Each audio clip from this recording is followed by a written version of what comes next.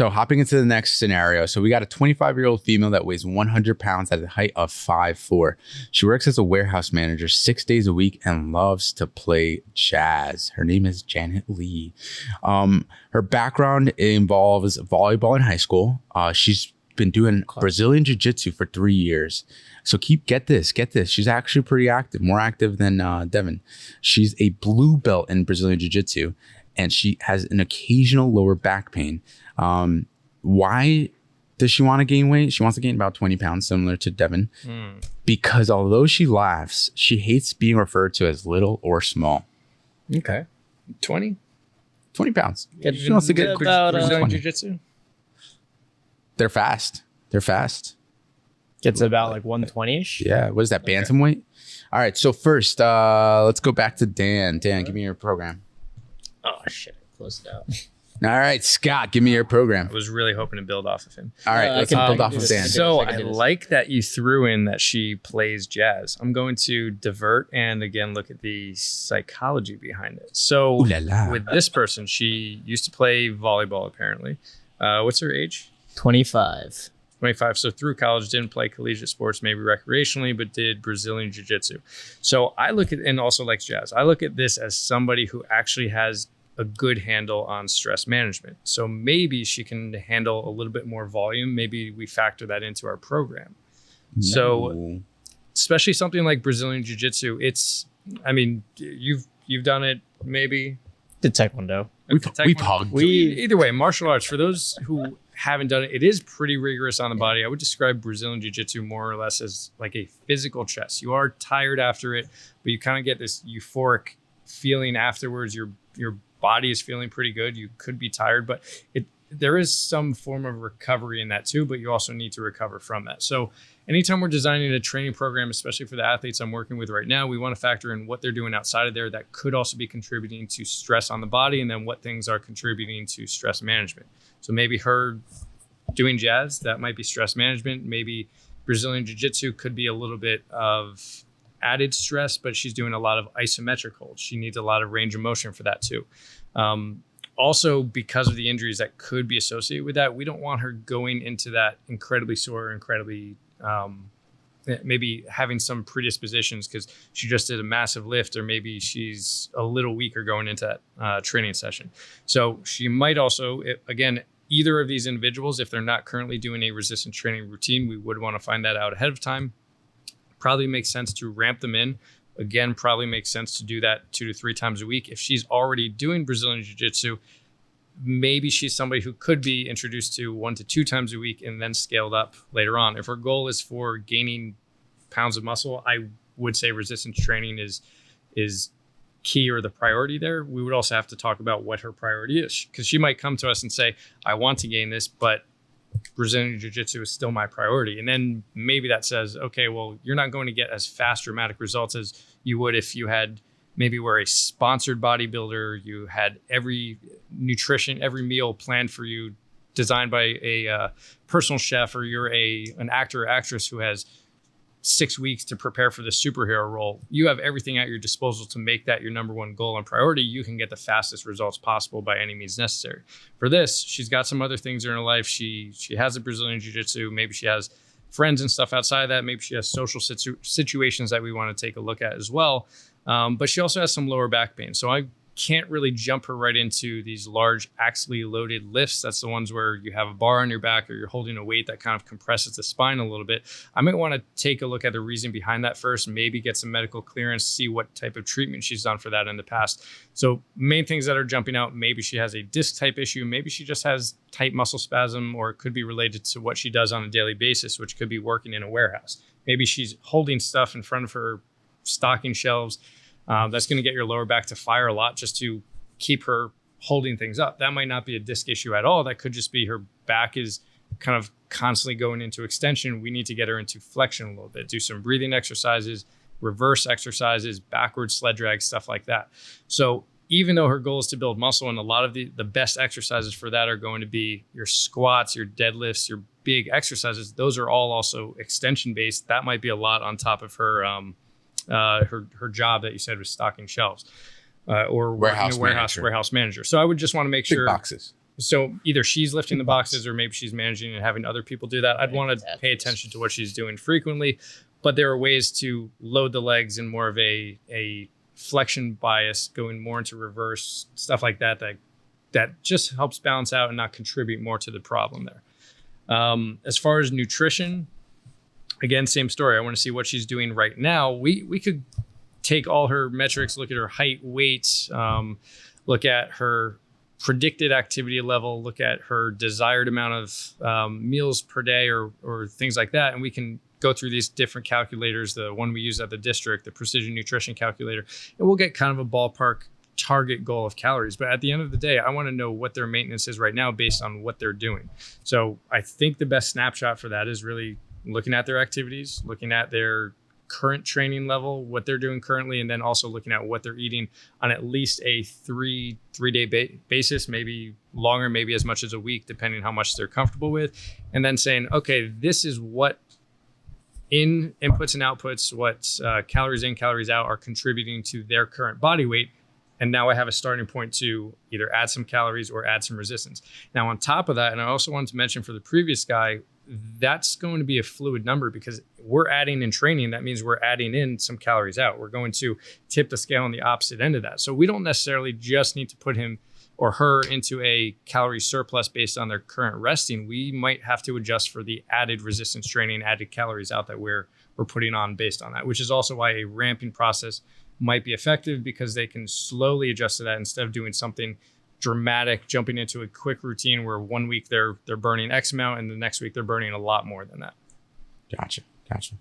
Danielson, let's hear your program. Mine doesn't sound as extensive as Scott's, so I don't want to go anymore. Piggybacking. I like piggybacking. A lot of the points that he was making, I actually, I wanted to jump in and say the same thing, but then, he just kept hitting each point off the top. And word for word what I said about what he said. You know what you got to do? You just got to say it louder. Repeat it louder than he does. So anyway, kind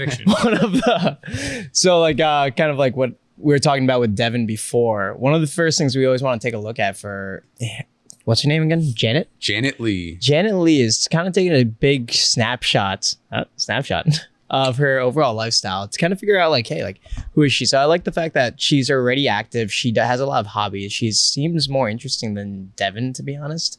So it sounds like, I like the fact that she's coming from martial arts also. I think Scott, you actually literally just said this.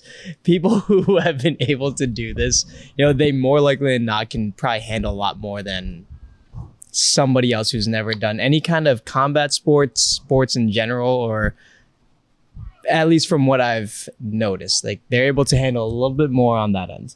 I'm going to flip that because maybe we're taking this all wrong. Maybe she's somebody who actually has really low self-esteem. She played volleyball in high school, didn't play in college for who knows what reason. Maybe we'll take a look at that.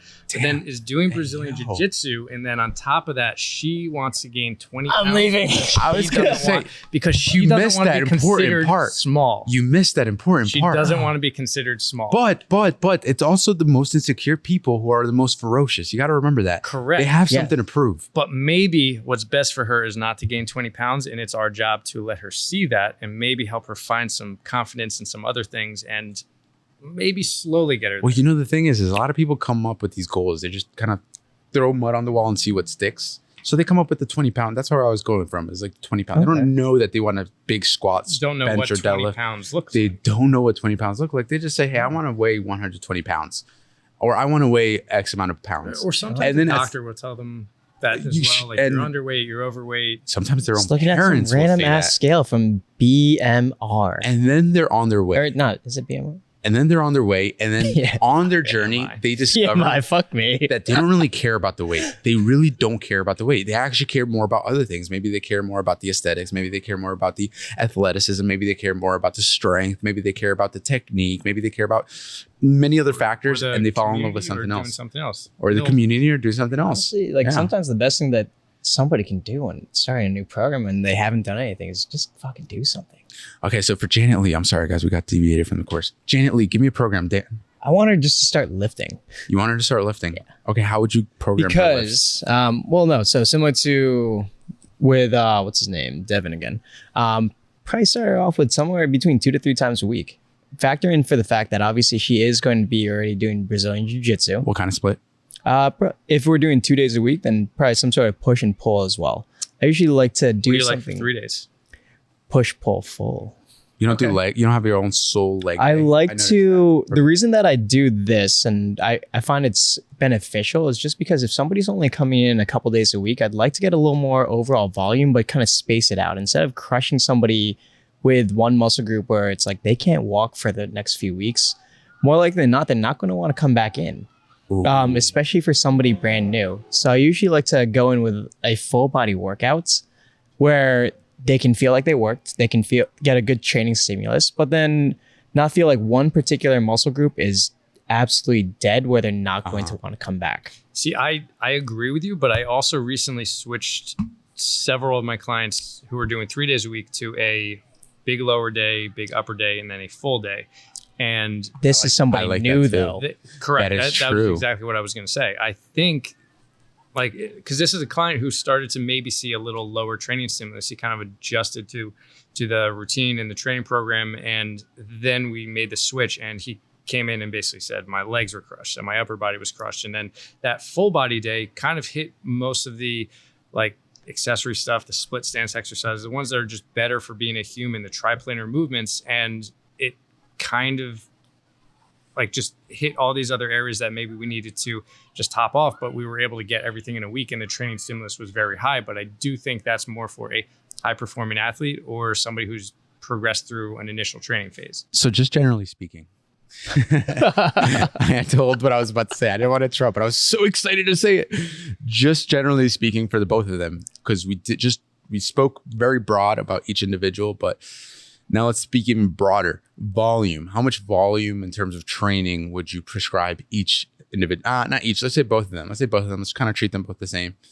It kind of varies. I mean, typically like a good rule of thumb, I feel like is per muscle group, maybe 10 sets per week. 10 sets per week. Okay. Okay. That's generally what the research says is enough to create muscle growth on that area. So I think you'd want to at least work up to that and then again, factor in what they can handle. So we're tracking how well they're recovered coming into a session. The first couple of weeks, we're really taking a look at, I felt this amount of soreness after, I felt this stiff after, this area hurt a little bit after, and also paying attention to seeing if this guy's knee hurts or seeing if her lower back hurts. Generally, I've seen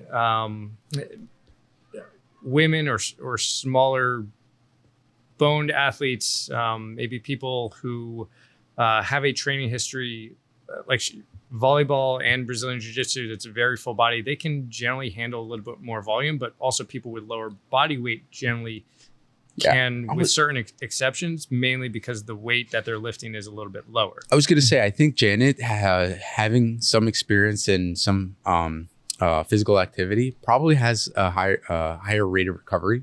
So she could probably recover faster than if you were to give the same program to Devin Williams.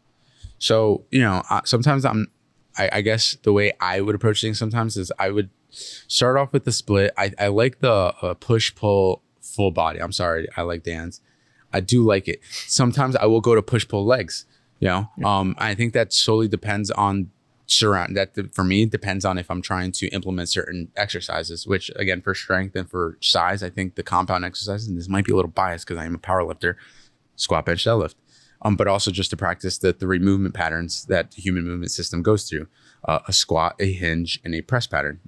I got that straightly from NASM. That's just, I'm NASM taught. Don't forget a row and some transverse movements, and rotational movements, anti-rotational frontal plane. So just general physical preparedness. Triplanar. Some triplanar. So these are just general physical preparedness movements. Weird right now. Movements in different ways. So you could talk about vertical, horizontal, triplanar, transverse, U-verse, I-verse, we-all-verse. Metaverse. The metaverse. Oh, you guys want to create an app?